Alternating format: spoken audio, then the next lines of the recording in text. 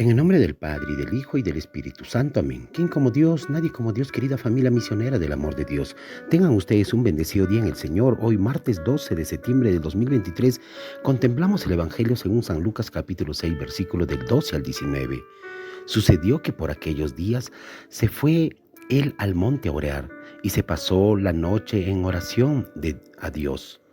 Cuando se hizo de día, llamó a sus discípulos y eligió 12 entre ellos, a los que llamó también apóstoles: a Simón, a quien lo llamó Pedro; a su hermano Andrés; a Santiago y a Juan; a Felipe y Bartolomé; a Mateo y Tomás; a Santiago de Alfeo y Simón, llamado Celotes; a Judas de Santiago y a Judas Iscariote, que llegó a ser un traidor.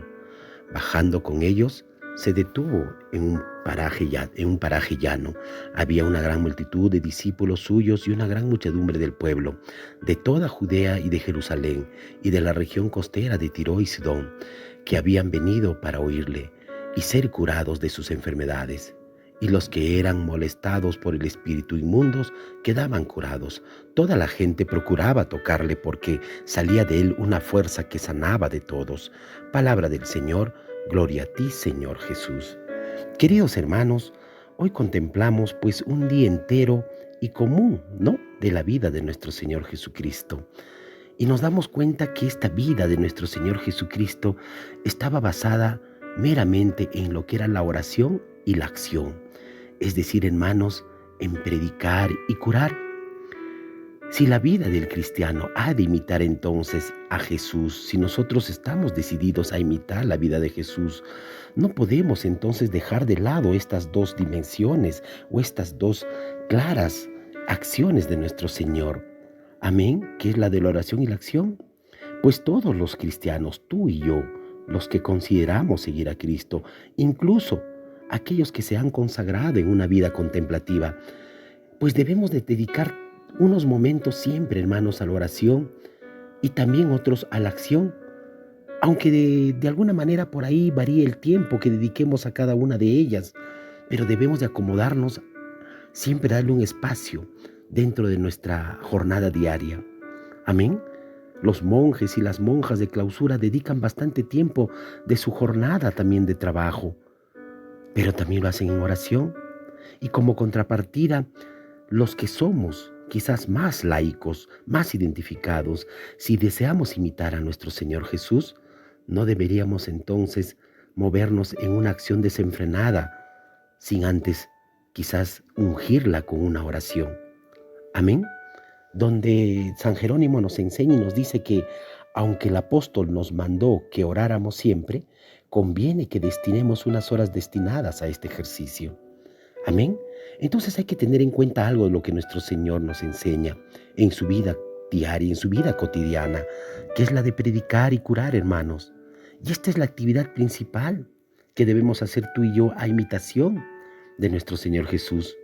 Pues con esa predicación debemos de anunciar el reino de Dios siempre, y con esa curación, como lo hizo Jesús, que demuestra que está cerca el reino de Dios y que está en medio de todos nosotros.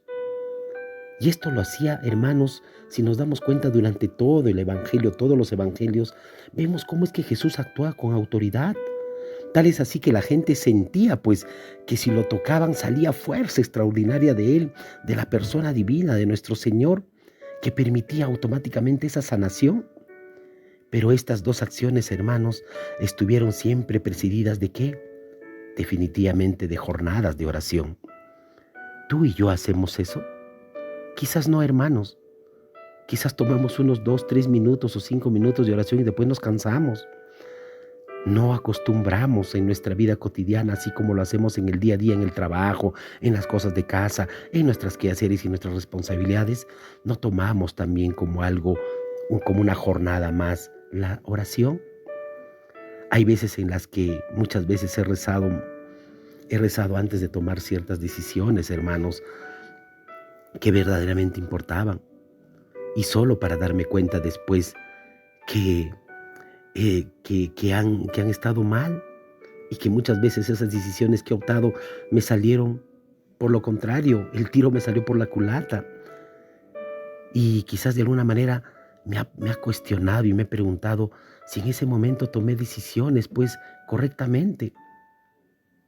Y estoy seguro que esto lo hice porque no lo enfoqué primeramente en la oración. Estoy seguro que tú también quizás has tenido experiencias similares, hermanos. Has tomado decisiones, pero sin dárselo a Dios, sin ponerlo en oración. Y muchas veces te ha salido distinto a lo que tú habías planificado. Por eso es que el pasaje de hoy debería de tranquilizarnos y permitir hacernos una reflexión en nuestras propias decisiones, donde vemos cómo Jesús elige a los apóstoles, tomada después de toda una noche de oración, hermanos. Y vemos, oye, pero si nuestro Señor Jesús oró toda la noche, ¿por qué el tiro le salió por la culata con la elección de los apóstoles como Pedro y Judas? Pedro, un hombre débil, que al final lo negó. Judas, un hombre que planificó todo para traicionarlo. Eso viene quizás en nuestro sentido común, ¿no? Y no nos quepe en la cabeza decir, pero ¿por qué? Si fue Jesús el Maestro, el Hijo de Dios, ¿cómo pudo haber elegido a Pedro y a Judas? Entonces, hermanos, y quizás por ahí podemos decir, pero pudo haber elegido a otros apóstoles mejores. Sin embargo, hermanos, desde el punto de vista evangélico, sabemos que todo formaba parte de los designios de Dios y que las decisiones de Jesús a las que llegó tras oraciones estaban perfectamente alineadas con la voluntad de Dios, no con la voluntad de Él.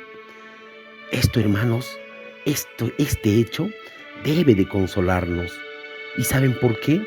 Porque si alguna vez hemos llegado a decisiones después de esos esfuerzos tan sinceros por discernir a la voluntad de Dios y horas de oración hemos estado constantemente, incluso cuando son aparentemente esas decisiones desastrosas, podemos estar seguros de que nuestras decisiones están a salvo dentro del gran diseño de Dios. Amén. Aceptar la voluntad de Dios es esa, hermanos, que nuestras decisiones, por más que nosotros adoptemos, la pongamos en oración y la ponamos en la voluntad de Dios, y Él de seguro que nos dará lo mejor. Los evangelios nos muestran siempre que Jesús debía tomar una decisión importante y para ello pasaba toda la noche en oración. A partir de la oración o de ese contacto profundo de comunión y de intimidad, de ese contacto de amor y de vida con el Padre Dios, pues vemos cómo construye toda su fuerza interior, hermanos, y construye toda su fuerza espiritual. Pues eso también tenemos que hacer nosotros. Amén. Pero también es común oír por ahí. Por ahí muchos dicen, oye, no tengo tiempo para orar. Esto generalmente, hermanos, de ese tiempo para orar, debemos de crearlo nosotros mismos. No justifiquemos y no digamos que no tengo tiempo para orar, que a mí estoy abocado a mi trabajo, a mis cosas, porque si no trabajo no tengo el sustento del pan de cada día en la casa y no tengo tiempo para orar. Pues debemos de darnos tiempo para orar, hermanos. Debemos de crearlo, debemos de darnos un espacio. Esto implica quizás renunciar un poquito a nuestro tiempo de diversión, un poquito quizás a la televisión e incluso como Jesús al descanso nocturno.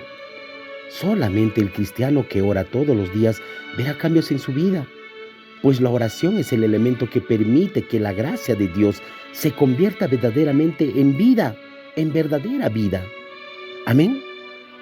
En el mundo, hermanos, en este mundo de hoy en que vivimos, tan lleno de tantas agitaciones, de tantas cosas, que ahora el tiempo no alcanza porque tengo tantas cosas que hacer, de una vida muy acelerada, tan llenos quizás de compromisos sociales, laborales y tantas cosas demás, cuando el qué hacer de cada día desborda en nuestro interior, de alguna manera, en esos momentos, hermanos, se hace más urgente atender este llamado del Evangelio, donde debemos de pasar buenos espacios de tiempo hablando con Dios desde el corazón y escuchando con toda la fuerza el alma.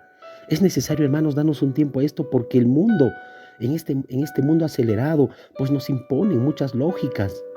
La vida está en las familias, de luchar en las familias, dentro de las familias, hacer esa iglesia doméstica donde se ore, donde se cultive el amor, donde se perdone, donde se comparta la palabra, donde se vaya a la iglesia a recibir la Eucaristía. Amén. Hermanos, tenemos que tener en cuenta que la oración es el gran poder, es la gran dimensión que tiene el ser humano para trascender verdaderamente y que nos hace diferentes de los animales. Solo el hombre es capaz de Dios, porque solo el hombre es capaz de orar. Amén. Es también por ahí quizás muchas veces escuchar: Dios siempre está conmigo y por eso yo hago mi oración mientras voy manejando al trabajo o a la escuela. Y esto es verdad. También pues Dios siempre está con nosotros, eso es claro. Pues Dios siempre tiene tiempo para nosotros. La pregunta es más bien si nosotros como Jesús también tenemos tiempo para Dios. Si bien es cierto que todo momento es buen momento para orar, es necesario dedicar un tiempo exclusivo para Dios, para estar con Él, para que todos nuestros sentidos se centren y concentren en Él. Entonces, hermano, hermana, no hay justificación. Date tiempo para orar. Solo así tendrás suficiente luz para dirigir las decisiones de tu vida y esas verdaderas decisiones, y más aún cuando llegan momentos quizás de dudas, de angustias, de miedos, cuando vengan tus problemas, cuando vengan tus tribulaciones. Amén. Pero también entendamos, hermanos, que en Jesús vemos cómo sana con poder, es decir, que necesitamos la fuerza de Dios. Y vemos cómo en el Evangelio es cuando le tocaban, emanaba poder de sanación y efectivamente todos quedaban curados. Hermanos, todo lo que debemos, todo se lo debemos a ese gran poder de nuestro Dios. No podemos creernos autosuficientes, no podemos creernos que lo podemos todo sin la necesidad de Dios, que yo lo tengo todo por mí, por mi capacidad, por mi inteligencia y demás. Pensemos, hermanos, en el rey David, pensemos en Sansón, pensemos en Salomón, pensemos en Pedro, en tantos que se creyeron muchas veces fuertes y cayeron, pues Él es nuestra fortaleza. Pedro le dijo: Señor, daría mi vida por ti. Pero al momento que estaba pasando la pasión, le vino la debilidad y la cobardía y lo negó. Entonces no nos creíamos fuertes, no nos creíamos autosuficientes. Pensemos que solo Él nos da esa fortaleza. Y cierto que la fuerza reside en ti y en mí. Si Dios está en ti, hermanos, nuestra fuerza no proviene de nosotros. Ahora ciertamente debemos de hacer algún esfuerzo, debemos de cultivar la virtud. Y si una persona está dedicada definitivamente a hacer el bien, pues le será más fácil hacerlo. Sin embargo, debemos de tener en claro que nuestra fuerza proviene de Dios. Amén. A nosotros nos dice hoy día Pablo en la primera lectura, y nos ha sepultado con el bautismo de Cristo, para que resucitemos con Él, hermanos. Y casi nada es eso, no. Arraigados en Él. Nos dice: déjense construir y afiancen en la fe que les enseñaron y rebosen de ese gran agradecimiento. Así nos dice Pablo. Entonces podemos imaginarnos la alegría que sintieron los elegidos, estos 12 discípulos, al oír sus nombres de la boca de Jesús. Seguramente darían muchas gracias por estar en esa llamada especial y un seguimiento más cercano con Él. Quizás entonces no entenderían del todo lo que significaba, pero seguro que entregaron en cuerpo y alma a esa gran tarea, antes y sobre todo después de la resurrección de nuestro Señor Jesucristo. Ellos sintieron que fueron perdonados todos sus pecados, que fue borrado el protocolo de la condena y enviados a seguir a la misión salvadora de Cristo nuestro Señor. Muchos necesitados, hermanos, siguen hoy llamando a nuestras puertas. Gente que quiere ser liberada de sus enfermedades, no solo de las enfermedades físicas, sino de las que hay en el corazón. Sentir la fuerza que continúa saliendo de Jesús. Tú, como yo, hermanos, en algún momento de nuestra vida, de tu vida, de mi vida, has sentido quizás esa fuerza, ese amor que libera y permite comenzar de nuevo. Te toca entonces ahora seguir transmitiendo ese mensaje. ¿Qué vas a hacer? ¿Qué vas a hacer? Hermanos, sigamos. Si somos seguidores de nuestro Señor Jesucristo, antes de anunciar el Evangelio y sanar como Jesús, debemos de estar en constante entonces oración, en contacto profundo con Dios, para que a través de nuestra vida en el Espíritu nos haga entender que toda la fuerza pastoral radica en una vida interior, que nace profundamente de la oración con el Padre Dios. Que nuestro mundo tan expuesto quizás a este ruido, a las tensiones, a las prisas, a los apegos, aprendamos en ese momento a silenciarnos, aprendamos a escuchar en silencio la voz de Dios. Aquella voz que nos serena, que nos purifica, que nos madura y nos fortalece y sobre todo nos hace crecer espiritualmente. Amén. Nuestro Señor Jesucristo, hermanos, vino al mundo a anunciar y a realizar la salvación de todo hombre, sobre todo de aquellos que están enfermos en el espíritu y en la carne, que es el cuerpo. Vino por los pobres, por los pecadores, por los endemoniados, por los marginados, por los olvidados, por los enfermos de cuerpo y alma.